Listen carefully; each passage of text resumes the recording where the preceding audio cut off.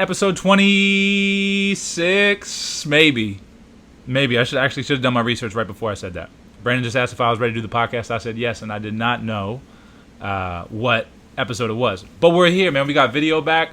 Brandon's back from being in a million places, so we're here, and yeah. And what are we talking about today? No idea.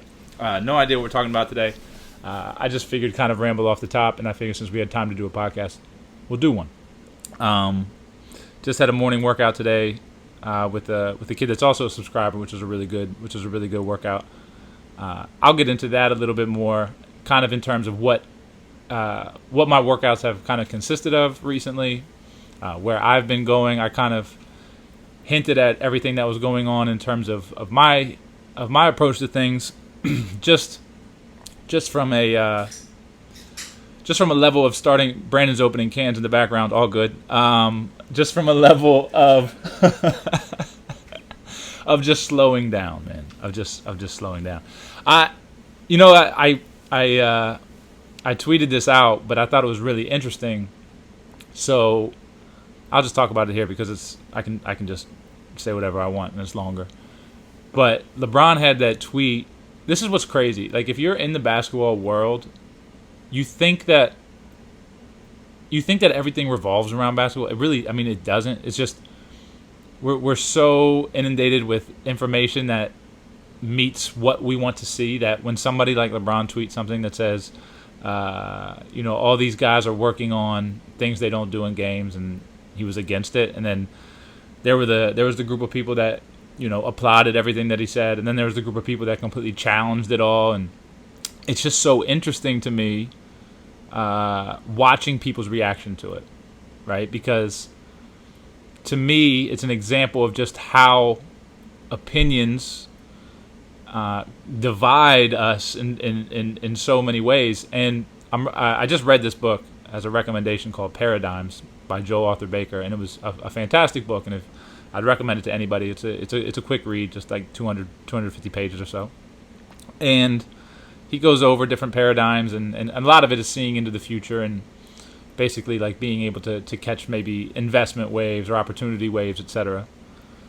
But he also starts to talk about personal paradigms, right? So within that, he references a book called The Ascent of Man, in which the author of that book speaks to that there's not, you have to be careful of a lot of things that are perceived as fact, right? Like, there's only so much that actually is fact. You were born this date, you die this date, fact, right? Like that's fact. But when somebody like comes out and says something even as small as what LeBron said in terms of you should be working on things only on the court that you do in games, some people take that as fact, right? But the truth of the matter is that's just an opinion. That's where he sits right now and how he sees the basketball landscape and how he sees the world. That makes sense to him, right? It doesn't have to make sense to you, and it's not necessarily means that he's right, and it doesn't mean that if you disagree with him that you're right. It's just that we all have this complete different way of seeing things, and if we see something as simple as a tweet and it automatically divides everything that we do, right? It then becomes, we believe it this way, you believe it that way, you're wrong, I'm right.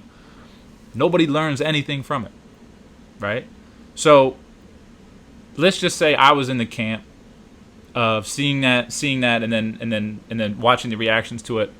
And if I thought, man, I completely disagree with this. This is completely wrong. He doesn't know what he's talking about. I'm going to go try to find as many clips as I can of this guy doing things that he doesn't do in games, right? If I take that approach, what value do I get from that? I get nothing, right? I don't get anything from it. Whereas, if I were to take that approach of somebody that maybe I do a bunch of things that players don't do in games, but for my own reasons, but I were to look at that tweet, that statement, and I were like, well, how could I see that from his point of view, and how could I start maybe understanding why that would be beneficial? And that doesn't mean I have to completely change my perspective or everything that I do, but seeing things from a different light could end up being beneficial to you, right? It's one of those things that just because you don't necessarily agree with an opinion doesn't mean that it doesn't hold some type of value. It just means that how you have to look at these things, you have to be very, very open-minded and understand that everything that everybody says is coming from their own particular point of view. Everything that we see, how we see the world is unique to us, right? And I was just watching like people's how so invested people got in it, and I don't know if anything good comes of it, right? But I think good can come of it if the conversation is then open to, well, why does he see it this way? And, well, what can I do to maybe possibly benefit from thinking maybe more like he does, you know? And like I said, that doesn't mean that you have to 100% jump into, you know, agreeing with it all, but there's always some type of value to be had there should you choose to look at things a bit differently. I think it's really interesting also, just because like you start to realize like how small the basketball world is, and I've talked about it before on here, and this is kind of a strange segue to it, but I've said many times that thoughts become things. What we think about oftentimes ends up playing out in reality in some type of way. Maybe not right then and there, but sometime in the future. And how so often so many things subconsciously creep into our mind that we're not even aware of, and that kind of shape our lives, right? And it's really interesting being at the time we are, and we always talk about it's like the information age, like the amount of information that somebody consumes now in a day versus 200 years ago. Like it would take like a lifetime or something like that. Don't quote me on that, but it's something like that. And we just have so much information, right? And so oftentimes, this would be another way of looking at things in a different way. Oftentimes, it's perceived as a bad thing. Like there's just so much information out there, and I don't know what to key in on or focus on, and this is being thrown at me. And as much as there is a crazy amount of information, there's also the first time I feel like where you're in the driver's seat of what you consume, right? So like, as much as you want to say that, this is in my face, you can start to curate what you see and what you take in. It's just going to take a bunch of discipline in order to do so. Now, I didn't really think about this until I was talking to somebody, and maybe he's listening to this, and I don't even know. Maybe I'm not even seeing it how he intended for me to see it, but this is how I registered the information. He was talking about Twitter and how Twitter can actually be a really, really incredible source for learning, right? Because there's some incredible minds on there that share some incredible information. And what he said, and again, this is how I interpreted it, so maybe I shouldn't say what he said, but what he does is when he wants to do a deep dive into a particular subject, he will follow a bunch of people that are quote unquote professionals or, have some type of credibility in that field. And so he'll go all in on whatever, let's just say it's NFTs. So he'll find the best people out there talking about NFTs that have been maybe ahead of the game, that really understand it. And he'll go on Twitter, and then that's his timeline. That's it. Right? Like it's just NFT. So when he goes on to Twitter, the only thing that he's going to see is information pertaining to what he wants to now learn more about. And what he then does is, okay, got everything I need. Who knows how much time that is. Got everything I need. Now I'm going to create a brand new list and then learn something brand new. Right? And to me, it was an incredible, I was like, oh, that makes so much sense. Right? But like how many of us only follow certain one thing or maybe a variety of things, and then we just keep getting, it seems like it's just getting shoved down our throat, like this. And whether that's positive or negative, that's really all up to you. But if you were to look at things almost from a learning perspective more so of, oh, I want to learn more about this, or I just want to be on I want to only take in information that, is information that I feel will help me in some type of way, whether personal growth, financially, all that kind of stuff. There's no time like now to be able to curate that experience for you every single day. And I just think that we need to we need to maybe take a step back and realize that and understand that, what we want with the whole thing with Thoughts Become Things, we are 100% in control of, and starting to gear our mindset towards either knowing more about it or accomplishing things in regard to it, etc. So again, yes, there's tons of information out there, but what you want to take in is ultimately what you are going to take in, because you're in control of it. So I thought it was really interesting. Just taking that approach of something that, admittedly myself, like I would only see a lot of things as like entertainment for the most part, not realizing like sometimes you, sometimes you read things and it like puts you in a bad mood or whatever have you. You just, this stuff is just in your face, and if you start to look at things as tools in order to help you become better at whatever it is you want to do, I think that's a pretty cool thing, and so I thought that was worth sharing. Again, I could be completely off on this. I mean, he could hear this and say no, this isn't what I do at all. But that's the way I saw it. A paradigm. There you go. There's another paradigm. That's the way I saw it, and I think it's genius. And I'm starting to take that approach more and more, and I'm all for it. So I guess that's enough for the the philosophical side of things today. But that was kind of on my mind, and it was interesting. I did say on my Twitter too, I was like, there's no such thing as fact. Like there is fact, right? But when it comes to opinions, you can't really root in fact. And I said, except if we're talking about my daughter saying she has the best dad in the world, because that's true, and no one's allowed to argue it, and that's just the way it goes. So there's that. This weekend, I got to work with I guess I consider like a long time client now. And he came in from Massachusetts, and we have been working together for a while, and watching where his shot has come is absolutely incredible. Just to see what he's starting to, my throat. This is rude, but we're going to do it. If Brandon can open up cans of soda while in the middle of the podcast, I can take a drink on the podcast. I don't care how disrespectful it is. No, so Mike came into town, and we had a really, really good session. It was interesting, like I said, how far he's come in terms of understanding a lot of the nuances. And I guess this kind of comes back to what I was saying in terms of slowing down. So I would say when we do work in person, since it's so far and few between because of the distance, we try to cram so much in, and it can be a really, really good thing. We'll do like a lot of movement type stuff, more game-like actions and everything. Shout out LeBron. Just kidding. And then it's a really good concentrated block of time. And sometimes we'll get 2 days in a row, but to this particular time we just had 1 day, but we had a few hours. And so everything's usually like go, right? We're trying to fit a lot in.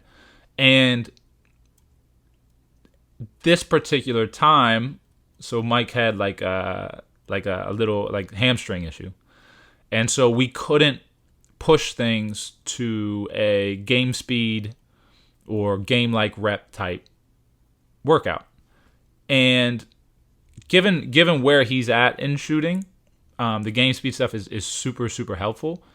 But having this time with him when he was not able to do everything full speed solidified my thinking in how powerful concentrated, mindful reps in practice is. And while I would say the average person probably looking in on that workout would be like, man, that's really simple stuff. There's so many nuances within it that I think not just he walked away with a better understanding of, I think his dad did too. And even me as a teacher, slowing things down stretches you in terms of relaying information different ways, finding different ways to do things. And I'll tell you how long that training session was, which is crazy. It was 4 hours. So we did 4 straight hours, and it felt to me like I was in that gym for like an hour.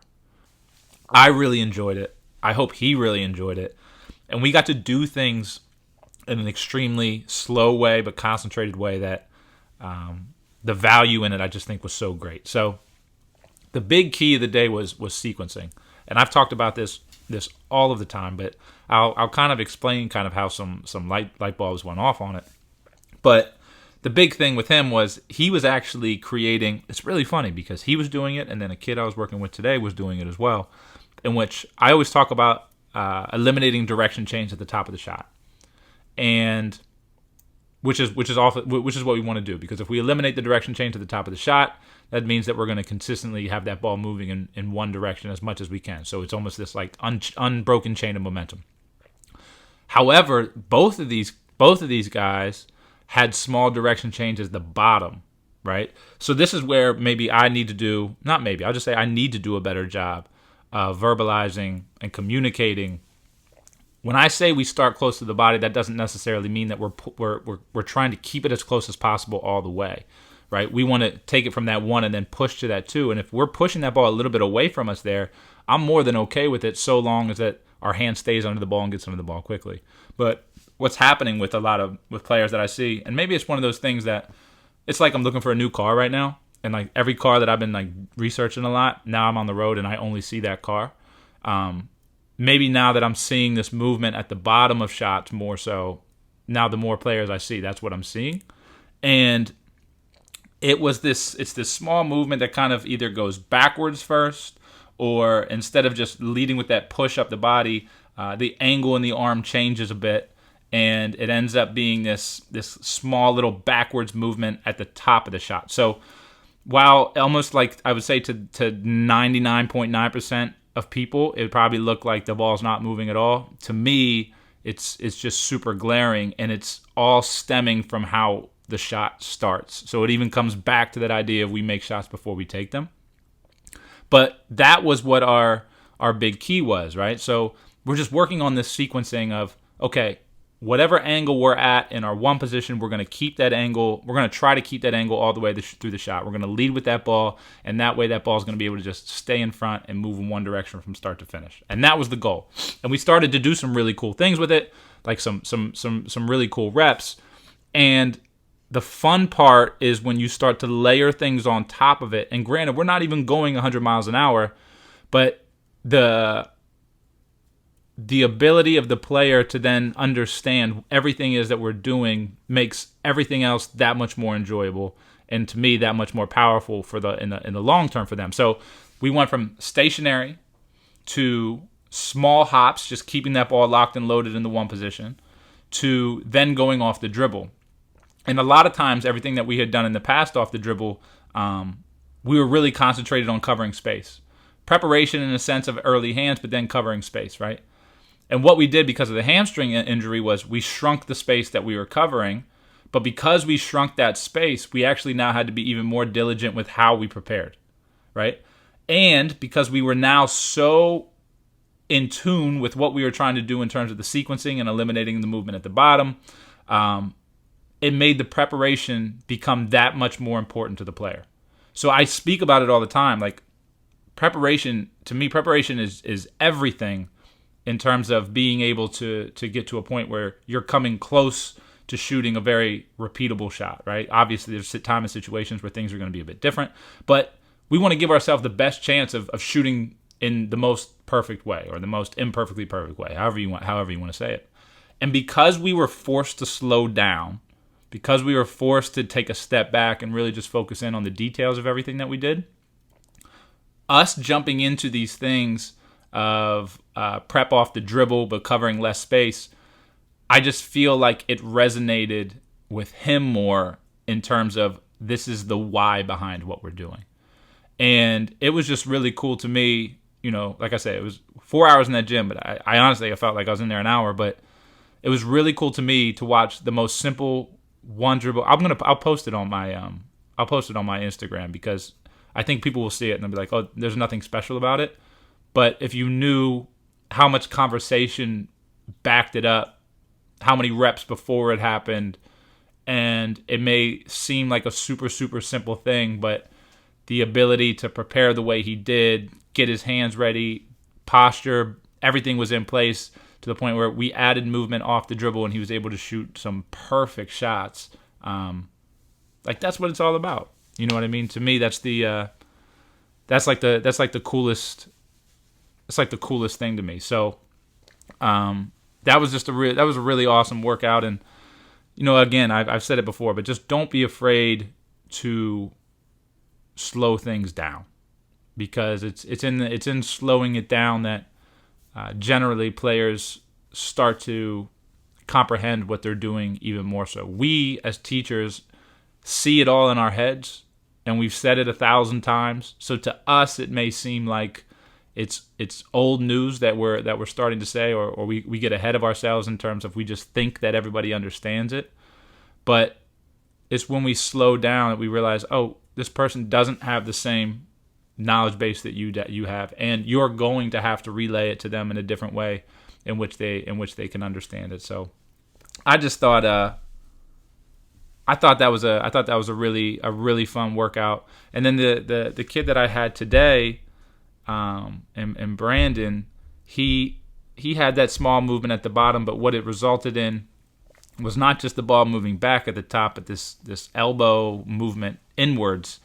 And I'm watching it, and I was trying to just figure out what was causing it. And I don't know if I hadn't worked with Mike 2 days prior, I would have been able to see what he was doing. And I think that it brings me to kind of like what I wanted to close on today, in that my goal has always been to be the best, right? Like I want to be the best shooting teacher in the world, right? It's a very clear, cut, and defined goal. It's a goal that actually can't be measured, but it is what it is. Like I'm always striving to try to be the best. And when I wrote that down, hey, I want to be the best teacher there is, what I don't think I realized until recently was that teaching and learning are synonymous. And if you want to be the best teacher, you have to be the best learner as well. And I get so much value from the players that trust me to work with them, to guide them through what they're doing. And in reality, it's like I think I said this before, but it's me actually getting so much value from them. And while I'm teaching them, they're actually teaching me as well.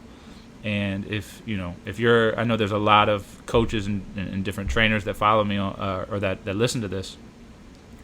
If you do want to be great at what you do in terms of teaching this game, whatever game, if you are not open to learning all of the time, it's going to be a struggle to ever have those breakthroughs. And so I credit my ability to help Brandon today with his issue in terms of the direction change at the bottom, ball moving backwards a bit at the top, with just Mike allowing me 2 days prior to be in the gym with him and to really slow things down to the point of understanding. So that's it, man. I think that I think we got to cover some cool stuff, and not knowing what I was going to talk about, I think it turned out okay. So there's that. Just FYI, the 7-day guide hand diet is available, and everybody in the Keep Shooting subscription, we're still kicking with that, and absolutely loving the growth and the amount of people that I'm getting to work with on a daily basis. So whether you're a player, a parent, a coach, a weekend warrior, whatever, if that's something you want to do and you really want to learn it, I've said it a bunch of times, I will do everything in my power to ensure that you understand shooting at a level that you never have. Last thing, and hopefully we don't run out of camera time here, but last thing, every time I post something, somebody makes a comment that says, stop overthinking it, just shoot. And for some people, I would say yes, 100%. But for many, I would say ignorant. I tweeted it. Ignorance is bliss until it's not. So it's always funny to me to watch or read people say this makes no sense, just shoot it, because I know that they're coming from a place of never having actually worked with somebody in charge of getting them better at it. So when I see it, my thought immediately goes to, well, when I usually have players that I'm working with, it's way past the stage of just shoot it, because just shooting it hasn't been working too well. So there is definitely a process and a system to it that you can improve on big time by not just shooting it, and by starting to think your way through it a little bit more. So that's it. Keep Shooting Podcast. We are done. The video is back. And until next time, keep shooting.